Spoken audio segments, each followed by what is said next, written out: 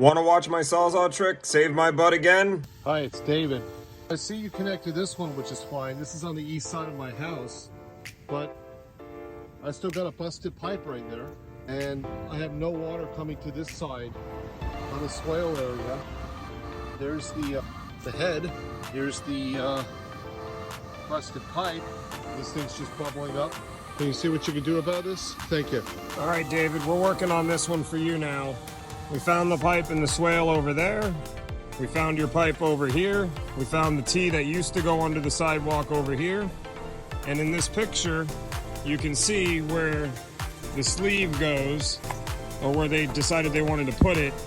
But now let me show you over here. We're digging, no sleeve.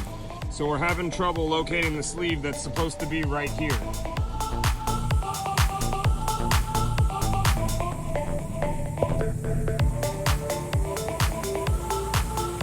All right, David, I've pulled one out of the bag of tricks I have here, and I managed to get a new pipe under the sidewalk. We will be able to reconnect to this pipe. That will supply the water to this area. We're gonna be able to get this done for you. Good news. It was a pain in the butt, but we were able to get that pipe under the sidewalk, as you just saw, using my Sawzall trick.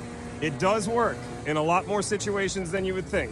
And it just saved our butts on this job here because the sleeve that was supposed to be installed wasn't installed. Now we're going to be able to get water to this swale. Because I know I'm going to be asked, I flush out the pipe when I'm finished. I don't put a point on it. I don't put a cap on it. I just push it through with the Sawzall, the motion of the Sawzall.